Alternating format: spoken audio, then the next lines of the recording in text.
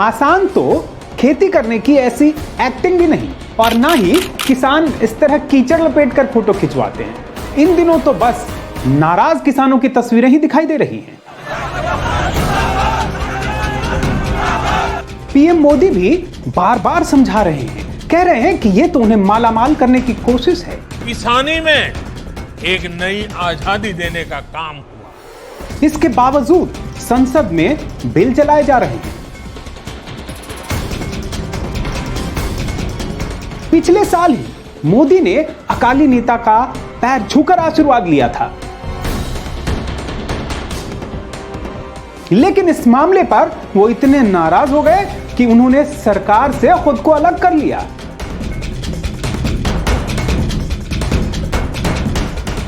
और क्या होगा इस पूरे मामले का हमारी आम जिंदगी पर असर? सबसे पहले देखते हैं कि किसानों का मुद्दा हमारे लिए इतना अहम क्यों। कोरोना के बाद से अर्थव्यवस्था पूरी तरह बदहाल है। ऐसे में अगर किसी ने बचाया है तो वो किसान ही है। अभी जो हमारा पहली तिमाही का जीडीपी डेटा आया है, इसमें हमारी अर्थव्यवस्था -24% हो चुकी है। मैन्युफैक्चरिंग गिरा धड़ाम -39%, सर्विसेज -27%, लेकिन सिर्फ कृषि ही है जो पॉजिटिव में है। इसने 3.4% का पॉजिटिव ग्रोथ दिया है, यानी ये पिछले साल की पहली तिमाही से भी ज्यादा है। मतलब कोरोना के दौरान भी किसानों ने जमकर मेहनत की और खूब फसल उगाई, लेकिन उन्हें कीमत नहीं मिली। हर साल उनकी लागत बढ़ती है, हर चीजों की कीमत बढ़ती है, लेकिन इस बार किसानों को मिली कीमतों में सिर्फ 2.3% की बढ़ोतरी, जो पिछले साल इस दौरान 5.5% से भी ज्यादा थी। अब यह सोचने वाली बात है कि नहीं, अगर हमसे मोटी कीमत वसूली जाए लेकिन किसानों को वो न मिले तो आखिर वे कब तक हमारे लिए फसल उगाते रहेंगे? तो सरकार संसद में 3 बिल लेकर आई है। ये खेती के क्षेत्र में बहुत बड़े बदलाव लेकर आने वाले हैं। सरकार का कहना है कि इनसे किसानों की आमदनी बहुत बढ़ेगी, उन्हें फसलों की कीमत सही मिलेगी। सबसे पहले सुनते हैं कि पीएम मोदी क्या कहते हैं।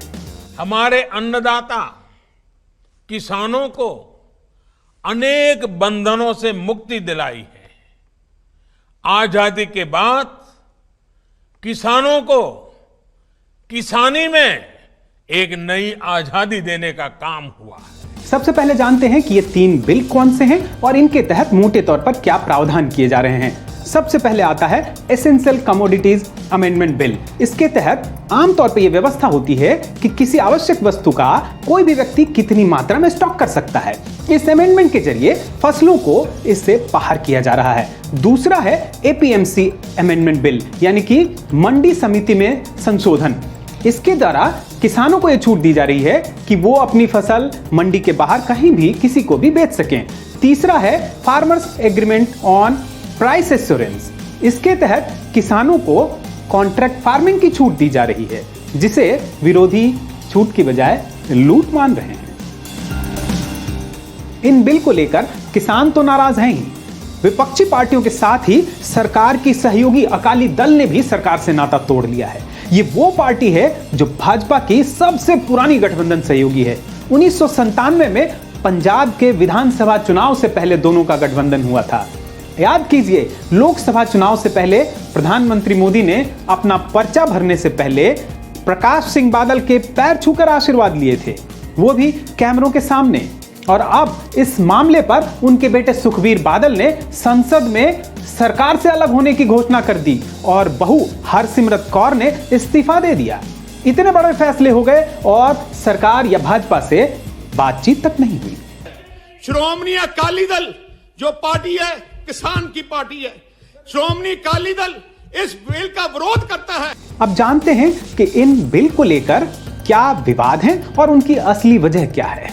सबसे बड़ा मुद्दा है एमएसपी, यानी मिनिमम सपोर्ट प्राइस, यानी न्यूनतम समर्थन मूल्य। किसानों को डर है कि इस व्यवस्था के बाद उन्हें जो एमएसपी मिलता है वो बंद हो जाएगा। सरकार बार बार कह चुकी है कि ऐसा कोई इरादा नहीं है, एमएसपी की व्यवस्था लागू रहेगी, लेकिन किसानों को विश्वास में नहीं ले पाई है। दूसरा मुद्दा है मंडी से बाहर होने वाली खरीद।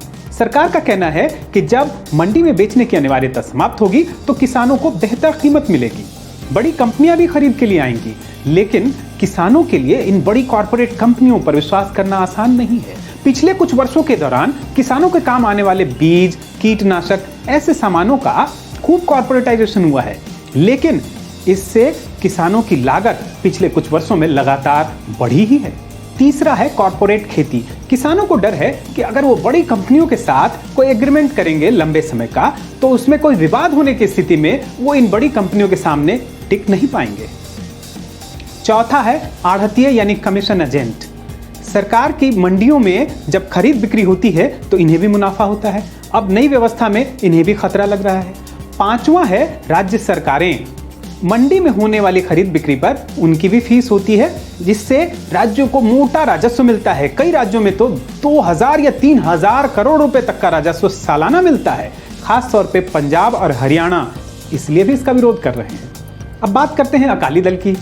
पंजाब में अकाली दल गंभीर राजनीतिक चुनौती का सामना कर रहा है। पिछले विधानसभा चुनाव में नई नवेली आम आदमी पार्टी ने इसे तीसरे पायदान पर धकेल दिया था।